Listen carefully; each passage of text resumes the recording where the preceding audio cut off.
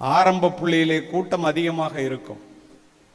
Group 4க்கு பரீட்சையில் எழுதுறவங்களை பாருங்க, group கூட்டம் லட்சக்கணக்காக இருக்கும்.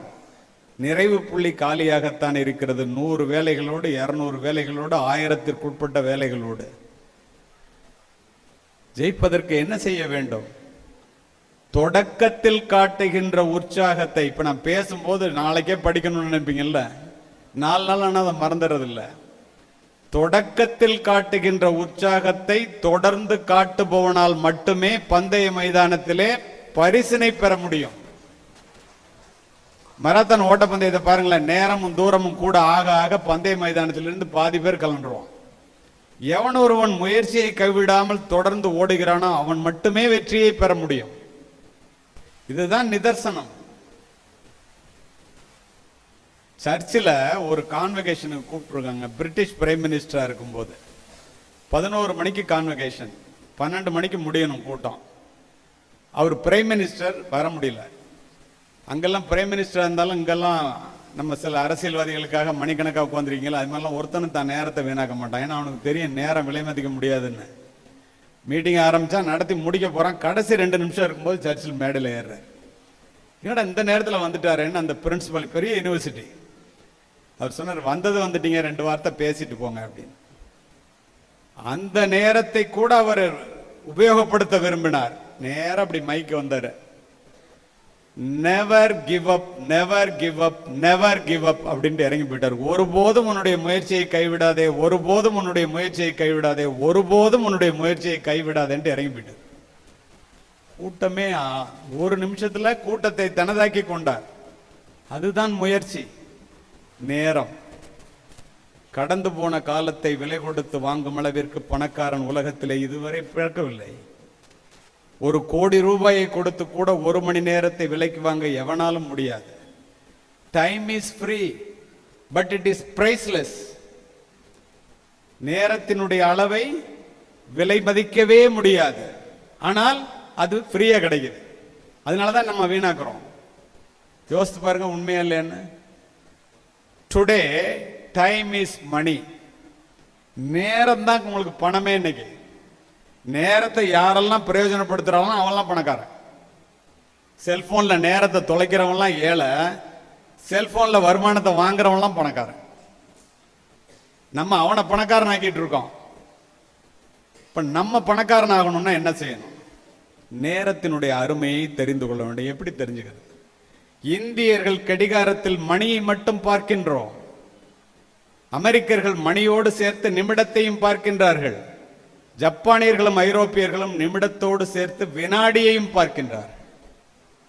அதற்கு ஏற்றாற்போல் அவர்களுடைய முன்னேற்றம் அமைகிறது. ஒரு மனிதனுடைய வாழ்க்கை 70 ஆண்டுகள். 30 வருஷம் படிக்கிறது, கல்யாணம் பண்ணிக்கிறது, புள்ள பெத்துக்கிறது, வேலை தேடுறது. மீதி 40 வருஷம். கடைசி 10 வருஷம் வயசான காலத்தில் நோய் நொடி ட்ரீட்மெண்ட்டு. நடுப்புற 30 வருஷம். ஒரு வருஷத்துக்கு 365 நாள். 30 வருஷத்துக்கு 10,950 நாள். 950 நாள் டிராவலில் போயிடும். 10,000 நாள், 5,000 நாள் தூக்கத்தில் போயிடும். மீதமுள்ள 5,000 நாட்களை ஒரு மனிதன் எப்படி உபயோகித்தான் என்பதை வைத்தே வாழ்க்கையிலே நீ பிறந்ததிலே அர்த்தம் உண்டா இல்லையா என்பதை இந்த உலகமே தீர்மானிக்கிறது என்பதை தயவு செய்து இந்த மேடையில் இருந்து நான் சொல்லுகிறேன், தெரிந்து கொள்ளுங்கள். இதுதான் நிதர்சனம். ஒரு மாதத்தினுடைய அருமை குறை மாதத்தில் பிள்ளை பெற்ற பெண்ணுக்குத்தான் தெரியும், உனக்கு எனக்கும் தெரியாது. ஒரு வாரத்தினுடைய அருமை வார பத்திரிகை ஆசிரியருக்குத்தான் தெரியும். ஒரு பத்திரிகை ஒரு தொடர் எழுதிட்டு அடுத்த வாரம் உடனே வந்துடும். ஒரு மணியினுடைய அருமை குரூப் 1 பரீட்சையில் போய் நீங்க எழுதும் போது பரீட்சையில் உட்காந்து எழுதுறவனுக்கு தான் ஒரு மணியோட அருமை என்னன்னு தெரியும். ஒரு நிமிடத்தினுடைய அருமை, 1 நிமிடத்துல விமானத்தையோ அல்லது ட்ரெயினையோ கோட்டை விட்டவனுக்கு தான் தெரியும். ஒரு வினாடியினுடைய அருமை, 1 வினாடி கண்ணயர்ந்ததினால் விபத்திலே கையையோ காலையோ இழந்தவனை போய் கேட்டு பாருங்க. அந்த 1 வினாடிங்க, நான் உங்களுக்கு சரியா இருந்தேன்னா என் கையே போயிருக்காதுமா, காலே போயிருக்காதுமா. ஒரு மைக்ரோ செகண்டோட அருமை ஒலிம்பிக்ல ஓடுற உசைன் போல்ட்டுக்கு தான் தெரியும். அது எத்தனை கோடின்னு உனக்கு எனக்கும் தெரியாது. அதுதான் நேரத்தினுடைய வலிமை. இதை தெரிந்து கொள்ள வேண்டியது நீங்கள் தான். சுவிட்சர்லாந்து நாட்டுக்கு நானும் என்னுடைய மனைவியும் போயிருந்தோம். காரணத்தோட சொல்றேன். 8:03 ட்ரெயின். சுவிட்சர்லாந்தில் பேசிட்டு ஜெர்மனியில் கூட்டம். அடுத்த நாள் காலையில் ஒரு டிக்கெட்டு 44,000 ரூபாய், 2 டிக்கெட்டு 88,000 ரூபாய். நான் காவல்துறை அதிகாரி, நேரத்தினுடைய அருமையை பற்றி உங்கள்கிட்ட பேசுகிறவன். காலையில் சீக்கிரம் புறப்பட்டுட்டேன். வீட்டில் அழைச்சிட்டு போகிறோம்ல, நேரத்துக்கு புறப்பட முடியுமான்னு உங்களுக்குலாம் தெரியும் தானே. 5 நிமிஷம் லேட்டு. என்னங்க 5 நிமிஷம் தானே இப்படி படுத்துறீங்களே, இது என்ன போலீஸ் ஸ்டேஷனா அப்படின்னு விட்டுட்டேன். வேகமாக நடந்து போனோம். எந்த இடத்துல தங்கி இருக்கிறோமோ அந்த இடத்துலேருந்து ரயில்வே ஸ்டேஷனுக்கு 3 நிமிஷத்தில் போயிடலாம். நாங்கள் 2 நிமிஷத்தில் போயிட்டோம். ஆனாலும் 4 நிமிஷம் லேட்டு. போய் பார்த்தா ட்ரெயின் இல்லை. அப்பா ட்ரெயின் வரலடா அப்படின்ட்டு உட்காந்துட்டோம். ஒரு 6 அடி உயரத்தில் ஒரு சுவிட்சர்லாந்து போலீஸ்கார் வந்தார். Are you a defence person அப்படின்னா. நீ மிலிட்ரிக்காரனான்னு கேட்குறான். நோ ஐ எம் ஏ காப் அப்படின்னு. நான் கமிஷனர் ஆஃப் போலீஸ் யாருன்னு. ஓ ஆர் யூ அன் ஆஷியன் அப்படின்னு கேட்டான். என்னடா அவன் ஆஷியனான்னு கேட்குறான்னு என் ஒய்ஃப் சொன்னாங்க, அவன் கரெக்டாக தான் கேட்குறான், நம்ம கண்டம் விட்டு கண்டம் வந்திருக்கோம் அப்படின்னு. Yes I am an Indian. Why you are unnecessarily wasting your டைம்னா. ஏடா நம்மளே இவன் டைமை வேஸ்ட் பண்ணுறேன்னு சொல்கிறானேன்ட்டு, ஐயோ நான் கரெக்டாக வந்துட்டேயா, உன் ட்ரெயின் நான் வரல, இந்தியாவை விட மோசமாக இருக்குன்னு சொல்லிட்டேன் ஒரு வார்த்தை. உடனே அவன் சொன்னான், டிக்கெட்டை கொடுத்தான். வாங்கி பார்த்தான். கதை இல்லைங்க, நிஜம். டக்குன்னு ஒரு தட்டுனா அதில் சிசிடிவியில் ஓடுது. 4 நிமிஷம் லேட்டாக வந்தியாண்ணா. ஆமாண்ணா. இந்த ட்ரெயின் 1 மணி நேரத்துக்கு 800 கிலோமீட்டர் வேகத்தில் போகிறது. நீ 4 நிமிஷம் லேட்டாக வந்திருக்க. இப்பயே அது பாதி தூரம் போயிடுச்சியா ஜெர்மனிக்கு. வீணா உட்காந்து வேஸ்ட் பண்ணாத என் நேரத்தை. ட்ரெயின் போயிடுச்சாங்கிறான். 1 லட்ச ரூபா போச்சு. திரும்பி ஒய்ஃபை பார்த்தேன். வேற என்ன பண்ண முடியும்? சூட்கேஸ்லாம் எடுத்துட்டு பக்கத்தில் ஃப்ளைட் இருக்கு, அண்டர் கிரவுண்டில் போனேன்னா அதில் போனால் ஜெர்மனிக்கு ட்ரெயின் போகிற நேரத்துக்கு விட ஒரு 10 நிமிஷம் லேட்டாக போயிடலாம். கரெக்டாக சொல்கிறேன். அதையும் பெட்டி படுக்கையெல்லாம் எடுத்துட்டு ட்ரெயினில் விட்டுட்டு ஃப்ளைட்டுக்கு போகலாம். 2 லட்ச ரூபா டிக்கெட்டு. படியிலேருந்து ஒருத்தர் வேகமாக ஏறினார்.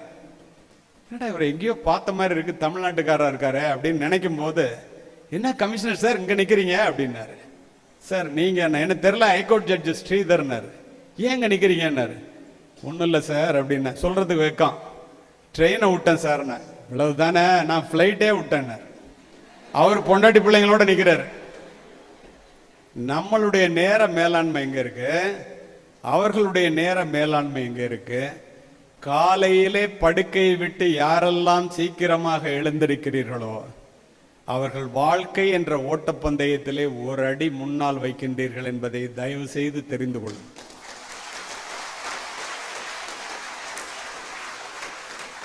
காலில் போட்டிருக்க செருப்பு கடிச்சா எப்படி தூக்கி உதறி எரிஞ்சிருவோமோ, கடிக்கும் போது படுக்கையை விட்டு எழும்போது கண் விழித்தவுடன் படுக்கையை விட்டு எழ வேண்டும். அலாரத்தை 5 மணிக்கு வச்சுட்டு ஓங்கி தலையில ஒரு அடி அடிச்ச, இன்னும் கொஞ்ச நேரம் தூங்கலான்னா ஒளிஞ்ச. 3 மணிக்கு எழுபவன் முனிவன், 4 மணிக்கு எழுபவன் ஞானி, 5 மணிக்கு எழுபவன் அறிஞன், 6 மணிக்கு எழுபவன் மனிதன், 7 மணிக்கு எழுபவர்கள் எருமை என்று சொல்லுவேன். நீங்கெல்லாம் எத்தனை மணிக்கு எந்திரிக்கிறீங்கன்னு எனக்கு தெரியாது. வாழ்க்கையினுடைய சூட்சுமமே காலையில் சீக்கிரமாக எழுவதில் தான் இருக்கிறது. அருமை நண்பர்களே, தோல்வியை கண்டு துவண்டு விடாதீர்கள். ஆபிரகாம் லிங்கன் அமெரிக்க ஜனாதிபதி ஆவதற்கு முன் அடைந்ததெல்லாம் தோல்விகளே. மின்சார பல்பை கண்டுபிடித்த தாமஸ் ஆல்வா எடிசன் அதை கண்டுபிடிப்பதற்கு முன் 1000 முறை தோற்றார். 1 தடவை 2 தடவை 100 தடவை 200 தடவை அல்ல, 1000 முறை தோற்றார். அப்துல் கலாம் அவர்கள் ஏரோநாட்டிக் இன்ஜினியரிங் படிச்சுட்டு ஏர்போர்ட்ஸ்ல வந்து அப்ளை பண்றாரு. 23 வேலை காலியா இருக்கு. இவர் மார்க் 24வது மார்க்.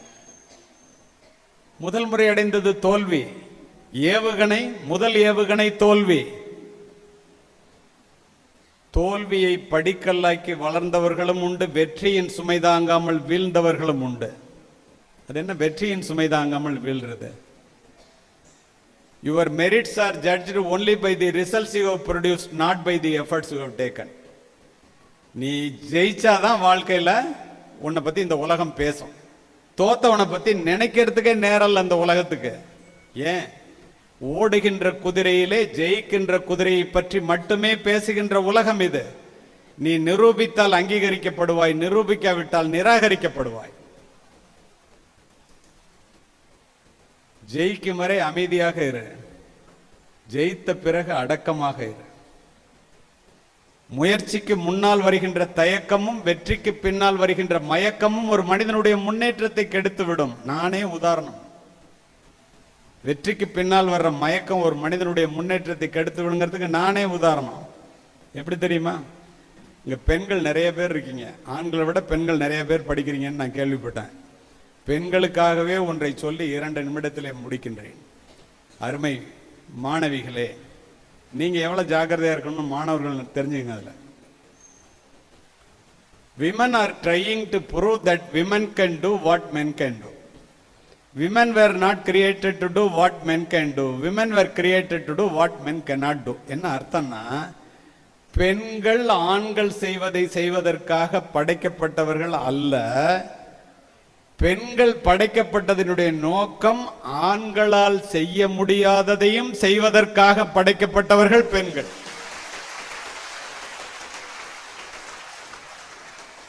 மங்கையராய் பிறப்பதற்கே நல்ல மாதவம் செய்திடல் வேண்டுமம்மா. மனோன்மணியம் சுந்தரனார். பெண்ணுக்கு ஞானத்தை வைத்தான் புவி பேணி வளர்த்திடும் ஈசன், மண்ணுக்குள்ளே சில மூடர் நல்ல மாதர் அறிவினை கெடுத்தார். யார் அந்த மூடர்? ஆண்கள்.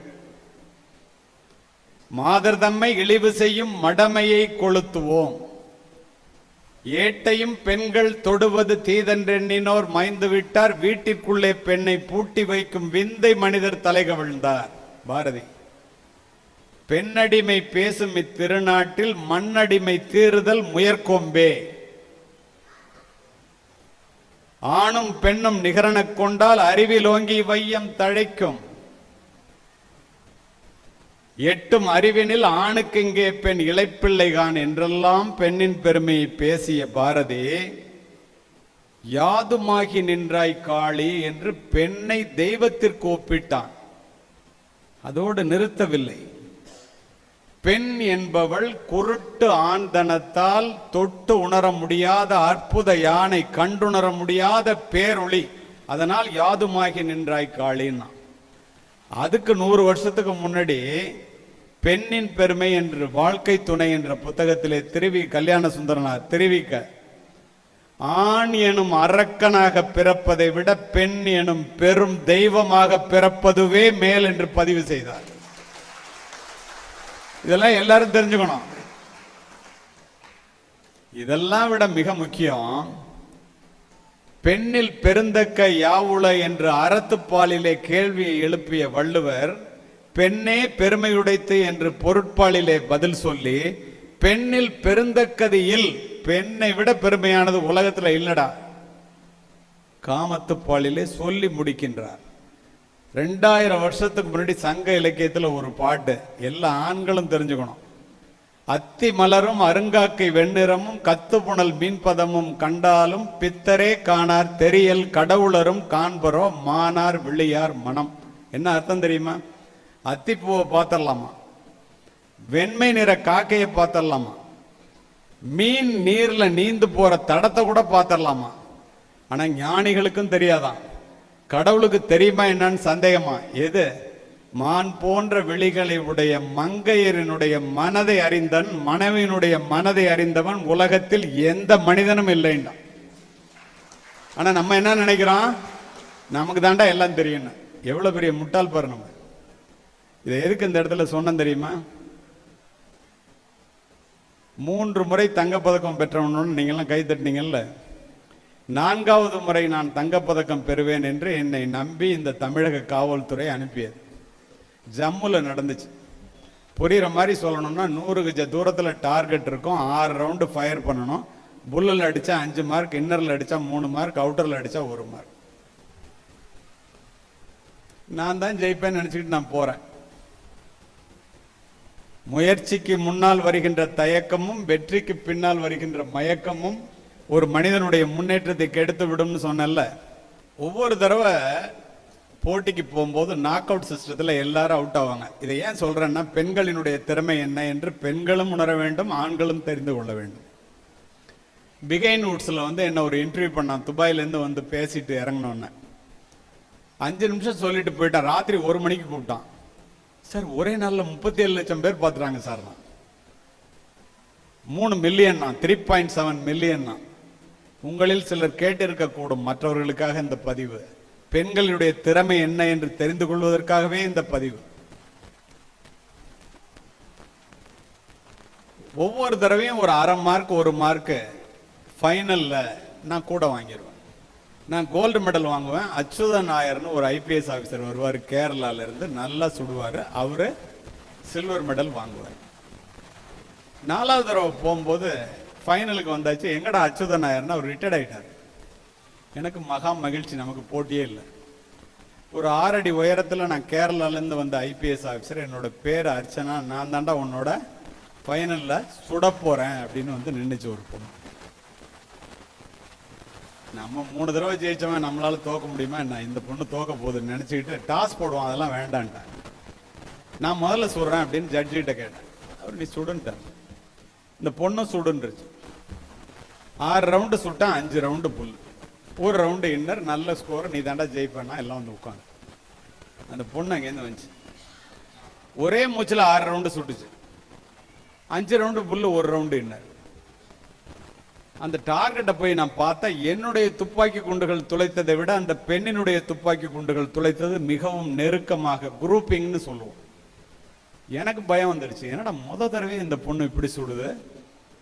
ஜட்ஜு சொன்னார் 2 பேரும் ஈக்குவல் மார்க்கு, டாஸ் போட்டுடலாமான்னு. நான் உடனே எஸ்ன்னு. ஏன் தோத்தா டாஸ்ல தோத்தோன்னு சொல்லி. அப்போவே எனக்கு அந்த எண்ணம் வந்துடுச்சு. நீ என்னவாக வேண்டும் என்று நினைக்கிறாயோ அதுவாகவே ஆயிடும்ல. அந்த பொண்ணு எங்கேருந்து வந்துச்சு? Mister Kalimurthy, this is not a game of chance, this is a game of skill. இது வந்து சீட்டு குலுக்கி போட்டு எடுக்கிற விளையாட்டு இல்லடா. திறமையை முடிவு பண்றது. உனக்கு தைரியம் இருந்தாவா திரும்ப சுடலாம். ஒத்துக்கிட்டேன். ஜட்ஜு 10 ரவுண்டு கொடுத்துட்டாரு. திரும்ப ஈக்குவல் ஆகிடக்கூடாது, டை ஆகிடக்கூடாது. உலகத்தில் உள்ள தெய்வங்கள் எல்லாத்தையும் வேண்டிக்கிட்டு நான் ஒரே மூச்சில் 10 ரவுண்டை சுடுறேன். 9 ரவுண்டு புல்லு, 1 ரவுண்டு இன்னர். என்னுடைய பிராக்டிஸில் கூட நான் அப்படி சுட்டது கிடையாது. தினம் 20-25 ரவுண்டு பிராக்டிஸ் பண்ணிக்கிட்டு இருந்த காலகட்டம். ஆனால் அந்த பொண்ணு வந்து ஒரே மூச்சில் 10 ரவுண்டு சுட்டுச்சு. 10க்கு 10 புல். நான் தோற்று போய்விட்டேன். முத்துக்குமாருங்க சொன்னதெல்லாம் கவர்மெண்ட் ரெக்கார்டில் ஜெயிச்சதெல்லாம் தானே வச்சிருப்பான். அதை சொல்றாரு. தோத்ததையும் சொல்றது தானே நியாயம். ஆனால் இனிமே தான் கிளைமேக்ஸு. அதனால தான் உங்கள்கிட்ட சொன்னேன். துப்பாக்கி தூக்கி கீழே போட்டேன். கோவத்தில் ரொம்ப உணர்ச்சி வசப்பட்டு தூக்கி போகிறான். அந்த பொண்ணு தொடச்சி கொடுத்துட்டு எனக்கு ஒரு சல்யூட் அடிச்சிச்சு. பட்டு நான் எந்திரிச்சு, நீ ஜெயிச்சிட்டியம்மா, 4ல் உனக்கு சல்யூட் அடிக்கணும்னு நான் சல்யூட் அடித்தேன். அந்த பொண்ணு என்ன தெரியுமா சொன்னிச்சு?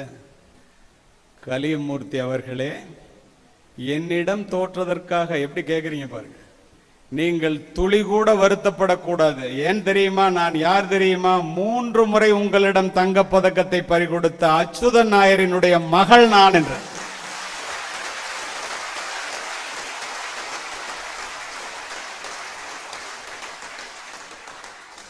வேலைக்கு போங்க,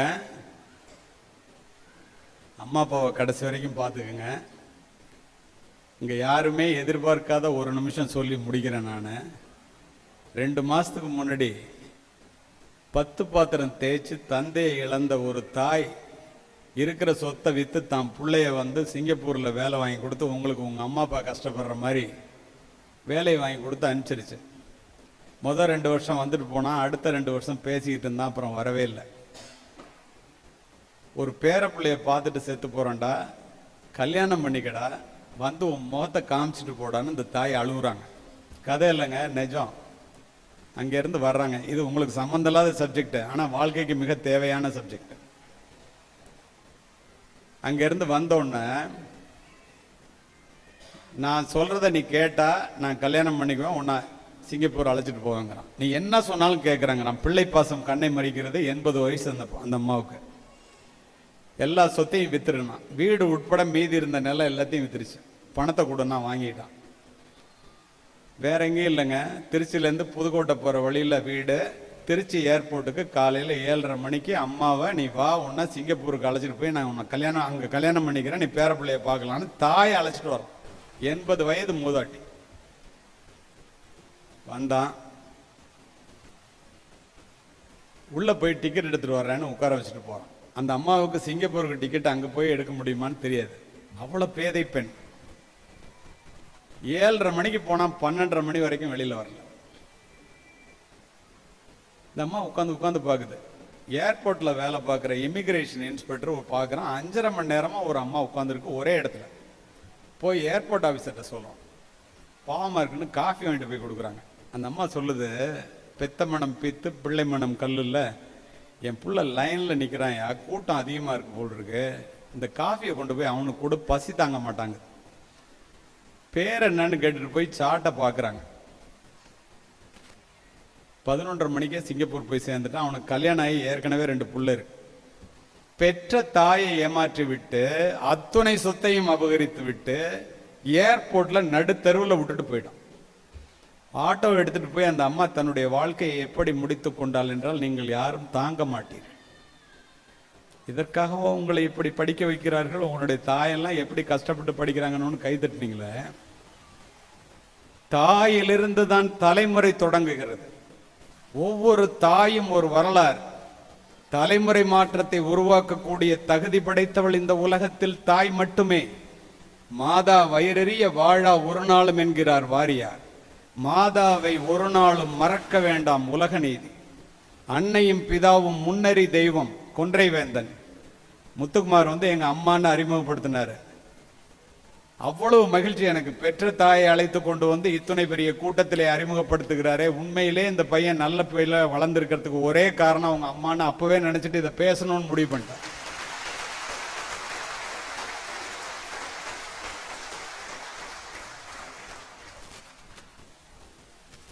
பத்து மாதம் உன்னை சுமந்து புரண்டு படுத்தால் கூட உனக்கு வலிக்குமே என்று உனக்கு வேண்டியதை உண்டு தனக்கு வேண்டியதை வெறுத்து உனக்காகவே நீ பிறப்பதற்கு முன்பே இறைவனிடத்திலே உனக்காக இறைவனிடத்திலே வேண்டிய பிறப்பதற்கு முன்பே ஒரே ஒரு உன்னதமான ஜீவன் இந்த உலகத்தில் உண்டென்றால் அது உன்னை பெற்ற தாயை தவிர வேறு யாரும் இல்லை. இதை கூட புரிஞ்சுக்கலன்னா என்னுடைய தாயினுடைய காலடியிலே தான் சொர்க்கம் இருக்கிறது. நபிகள் நாயகம், என்னுடைய நல்ல குணங்கள் எல்லாவற்றுக்கும் காரணம் என்னை பெற்றெடுத்த தாயே ஆபிரகாம் லிங்கன். நீங்கள் சூடிடும் மணிகள் அவர்கள் வியர்வையின் துளிகள். தாயினுடைய உழைப்பிலே வளர்கிறோம், தந்தையினுடைய வியர்வையிலே உயர்கிறோம். ஓலை குடிசையிலே ஒழுகும் மழை நீரை குழந்தை மேல் படாமல் காப்பதற்காக ஒவ்வொரு தாயும் தன்னுடைய உடலை கூடாரமாக்குகிறாள். நாம் நனைந்திருப்போம் மழை நீரால் அல்ல, தாயினுடைய கண்ணீரால். தாயை போற்றி வீழ்ந்தவனும் இல்லை, தாயை தூற்றி வாழ்ந்தவனும் இல்லை. தயவு செய்து மனதிலே பதிய வைத்துக் கொள்ளுங்கள். கொஞ்சம் வேலைக்கு போயிட்டா நான் யார் தெரியுமா? அம்மாட்ட நீ யாரு? உன்னுடைய உடலிலே ஓடுகின்ற ரத்தம், சதை, உயிர், உடல் அத்துணையும் அந்த பெற்றோர்கள் போட்ட பிச்சை என்பதை கடைசி வரை மறந்து விடாது. அதானே உண்மை. கண்ணை விளக்காக்கி கையை தொட்டிலாக்கி ரத்தத்தை பாலாக்கி வளர்ப்போள் உன்னுடைய தாய். உண்டாக்கி பாலூட்டி வளர்த்த தாயை உமையவள் என்று உணரீரோ, உணர்ச்சி கட்டீர் என்பான் பாரதி. உண்டா இல்லையா? யோசித்து பாருங்கள். தாய் தாண்டா தெய்வம் தான். கண்ணால் பார்க்கின்ற தெய்வம் தாய். தாய் அசல், தெய்வம் அதன் நகல் என்பேன். தெய்வத்தை நாம் நேரில் பார்த்ததில்லையே. நேரில் பார்க்கின்றவள் தாய் தானே. பூமிக்கு அடியிலே இருக்கின்ற நீரானது கிணற்றின் மூலம் முகம் காட்டுவதைப் போல, பசுவினுடைய உடலிலே இருக்கின்ற பாலானது மடிக்காம்பின் மூலம் சுரப்பதைப் போல, இறைவன் ஒவ்வொரு வீட்டிலும் இருக்க முடியாது என்ற காரணத்தினால் தாயை படைத்தான். கோடிக்கணக்கான யூதர்களை கொன்று குவித்த ஹிட்லர் கூட 2ஆம் உலகப் போருக்கு பின் தன்னைத்தானே துப்பாக்கியால் சுட்டுக் கொண்டு இறக்க வேண்டும் என்று நினைத்த போது தாயினுடைய புகைப்படத்தை மார்பிலே வைத்தபடி சுட்டுக்கொண்டு இறந்து கிடந்தான் என்கிறது வரலாறு.